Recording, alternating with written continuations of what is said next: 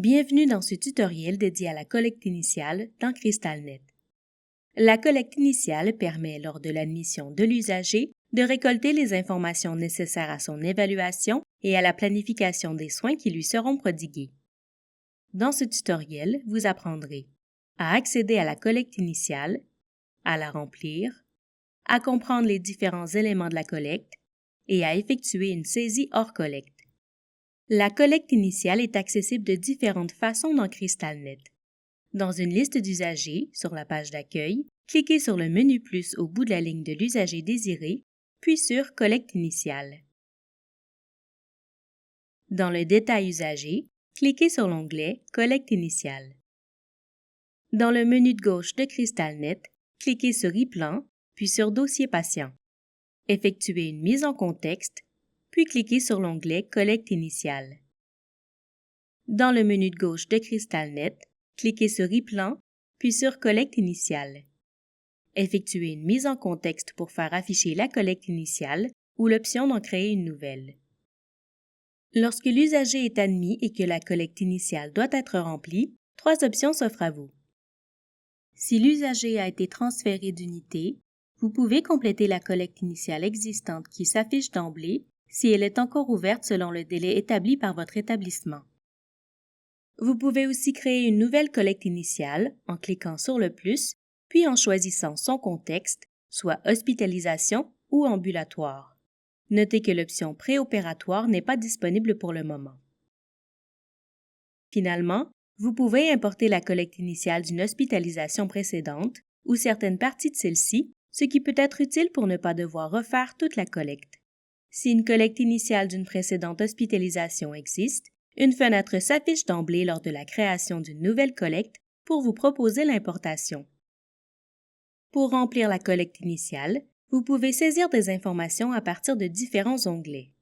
Certaines données saisies sont conservées d'emblée d'une hospitalisation à l'autre, comme les antécédents, les éléments réactionnels et les particularités.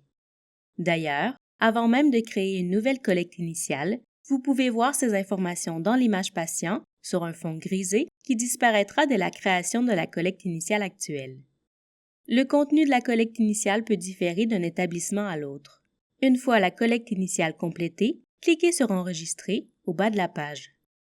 Notez que si vous êtes un intervenant ayant le droit de valider la collecte initiale, vous verrez s'afficher la mention « Valider » ici.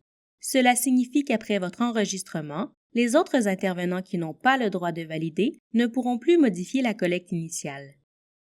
Vous pouvez également imprimer la collecte initiale en cliquant sur ce menu d'action, puis sur Imprimer.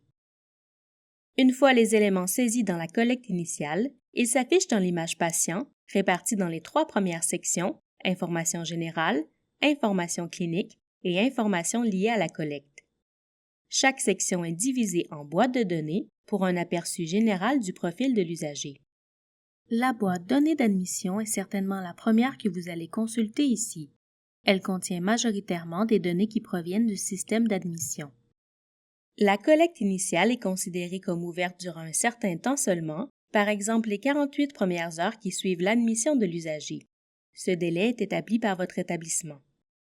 Une fois ce délai atteint, il n'est plus possible de modifier la collecte initiale puisqu'elle est alors considérée comme fermée. Il reste néanmoins possible de modifier ces informations, non plus par l'onglet Collecte initiale, mais par la saisie hors collecte directement dans l'image patient. Vous devrez alors cliquer sur la boîte dans laquelle l'information à saisir doit se trouver, puis sur Saisie hors collecte.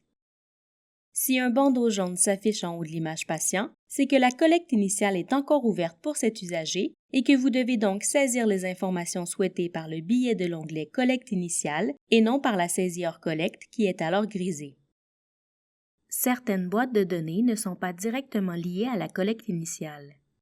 C'est le cas des boîtes Données complémentaires, Données générales cliniques, Commentaires autres et Formulaires.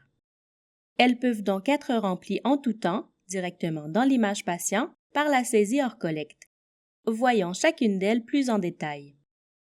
La boîte Données complémentaires permet de saisir une ou plusieurs interventions et chirurgies à venir ou ayant déjà eu lieu et d'ajouter des informations supplémentaires.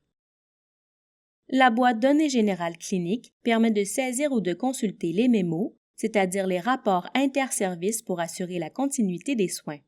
Le dernier mémo s'affiche en haut de la liste avec une couleur qui identifie le quart de travail de l'intervenant l'ayant rédigé. Elle permet aussi de saisir des alertes pour l'usager, son niveau de soins, une éventuelle nécessité de précautions additionnelles et son statut ambulatoire en cas d'évacuation de l'unité.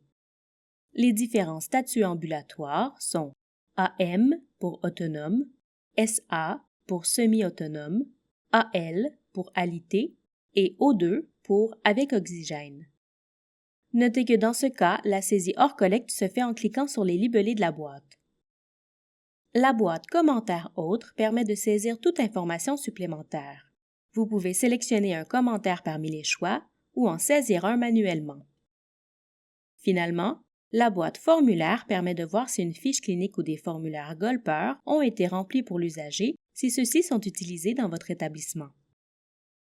Ceci conclut le tutoriel portant sur la collecte initiale dans CrystalNet.